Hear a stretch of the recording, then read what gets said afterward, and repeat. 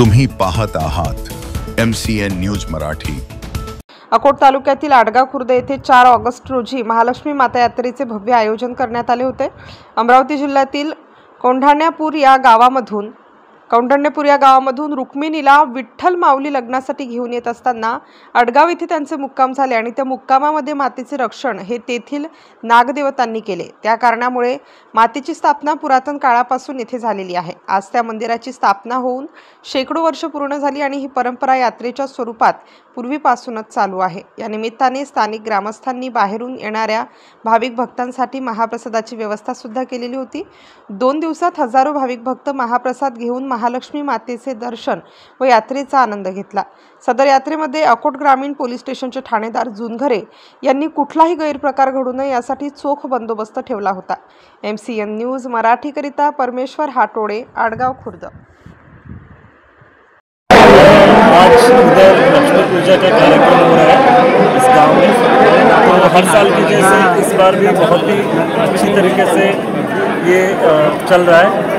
लोग आए, आज करीब 30 से 40 हज़ार लोग आए हैं और बहुत ही शांतता के तरीके से आज की पूजा चल रही है।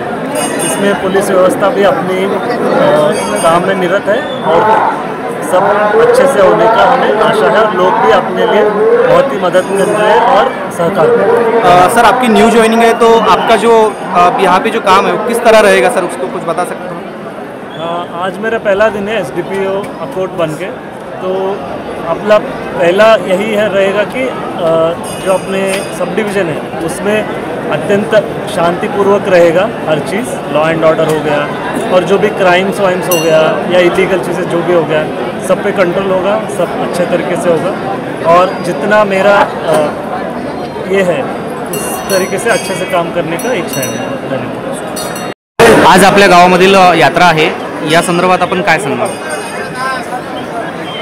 ही लक्ष्मी मातेची यात्रा फार पुरातन काळापासून सुरू आहे।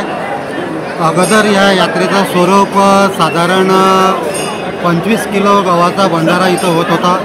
छोट्याशा प्रमाणात यात्रा होती, पण धीरे धीरे दिवसेंदिवस या यात्रेचा स्वरूप वाढत जाऊन आज रोजी या यात्रेचा अन्नदानाचा जो कार्यक्रम असतो म्हणजेच भंडारा हा जवळपास आज 35 क्विंटलपर्यंत पोहोचलेला आहे।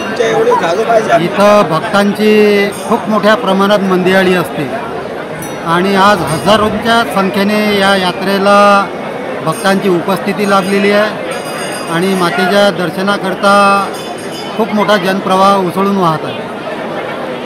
आणि किती वर्षापासून या मंदिराची स्थापना झालेली आहे? अशी एक ख्याती आहे की ह्या ज्या मूर्ती आहेत लक्ष्मी मातेच्या, ह्या शिवरायांच्या शिवकाळापासून इथं अस्तित्वात आहेत। अगोदर हे एक देव्हाऱ्यासारखं छोट्याशा कौलारू घरात या मूर्तीची स्थापना होती। त्यानंतर एक जवळपास 10 बाय 20चं एक कौलारू घर बनवण्यात आलं, त्यामध्ये ह्या मूर्ती विराजमान होत्या आणि त्यानंतर ह्यामध्ये सुधारणा होत गेल्या। धीरे कालांतरानं एक जवळपास 40 बाय 40 स्क्वेअर फूट ह्या व्यासाचं एक स्लॅब मंदिर बांधण्यात आलं आणि आज ह्या मूर्ती याच्यामध्ये स्थापन आहेत। त्याचबरोबर आज इथं या मंदिराचं बांधकाम वगैरे जे बाकीचं डेव्हलपमेंट आहे ते फार मोठ्या चांगल्या प्रमाणात व्यवस्थित सुरू आहे।